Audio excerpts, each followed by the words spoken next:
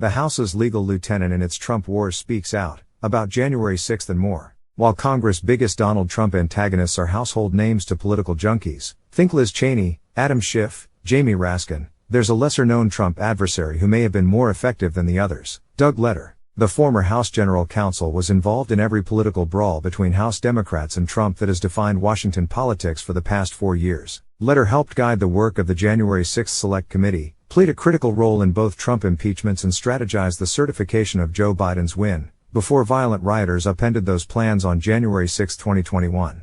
Before the Capitol riot, Letter spent years litigating the chamber's effort to obtain Trump's tax returns and financial records, not to mention fighting the Trump administration's effort to include a citizenship question on the 2020 census, among many more fronts of courtroom battle. In a wide-ranging interview with Politico, the House's former top attorney described his tenure battling a former president who tested the limits of executive power at every turn, resisting efforts at accountability in ways that previous chief executives had not. But he has faith that his work helped to stem future presidential attempts to push constitutional boundaries, lending more power to lawmakers. I just feel like the Biden administration and future administrations are not going to act like the Trump administration, Letter said. They're not going to show such ignorance of our system and think that the executive branch can ignore the legislative branch. That's not the way it works. Until the Capitol attack, Letter was convinced that his role in Trump's first impeachment would have been the pinnacle of a job already marked by extraordinary legal confrontations. That changed on January 6. Letter was returning to the House floor from some basement vending machines when he ran into Speaker Nancy Pelosi being whisked from the Capitol under heavy guard. "Don't go back up there," one official told him. An angry mob had breached the building.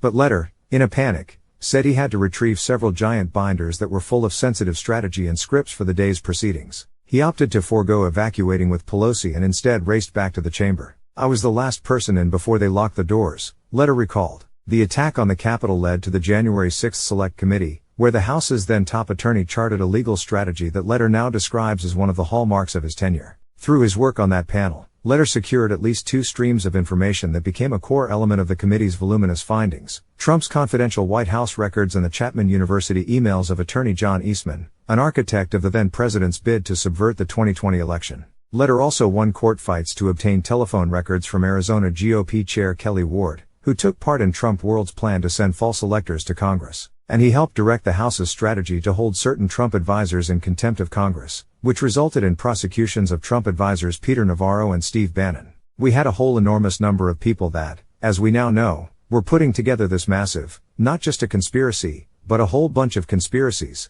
to attack our democracy," Letter said. Additionally, Letter played a role in the Select Committee's decision to subpoena 5 sitting Republican members of Congress to testify before the January 6 Select Committee, including now Speaker Kevin McCarthy. He has moved on now that Republicans have gained the House majority, taking a new job as Chief Legal Officer for Brady, United Against Gun Violence. That role bears a more significant connection to his January 6 committee work than it may appear, in his view. Brady, he noted, had previously written a report that credited DC's strict gun laws with limiting the damage rioters caused. If they had been able to stockpile firearms closer to the Capitol, it could have been much worse, the report said. And he still remembers the Capitol attack vividly. Letter said he was one of the last to leave the House chamber on January 6, recalling the scene in which Capitol police officers aimed their firearms at a rear door that the pro-Trump mob had attempted to breach. He finally evacuated at around the same moment one rioter, Ashley Babbitt, was shot and killed by a Capitol police officer. Letter doesn't remember hearing the shot.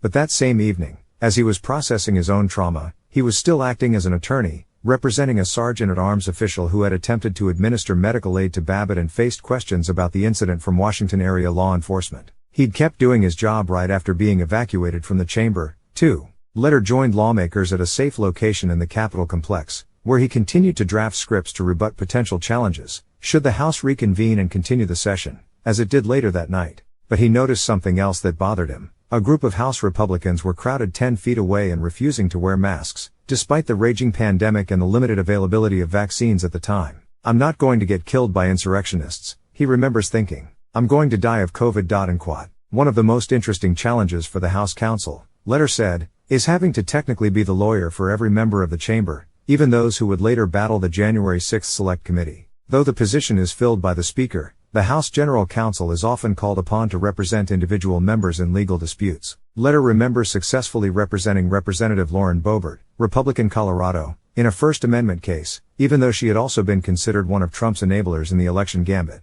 But when lawmakers aim legal disputes at each other, as when McCarthy sued to block Pelosi from implementing a system of proxy voting amid the pandemic, or when Reps. Thomas Massie, RKY, and Marjorie Taylor Greene, Republican Georgia, sued to overturn House fines for refusing to wear masks on the floor, Letter defaulted to representing the Speaker and the institution as a whole. Overall, Letter says he believes his efforts helped empower the institution of the House by putting teeth behind its subpoenas and earning court rulings that reinforced Congress' power to obtain information to support potential legislation. Republicans, who now hold the gavels of powerful investigative committees that Letter had previously aided, have fretted that some of the rulings during Letter's tenure could cut against the House's authority. One example the GOP notes is Democrats' pursuit of Trump's financial information through his accounting firm, which resulted in a Supreme Court ruling that established a test for the type of private information Congress could request from a sitting president. While Letter acknowledged the criticism, he said he considered that case a major victory for Congress. The Supreme Court endorsed lawmakers' sweeping power to demand information,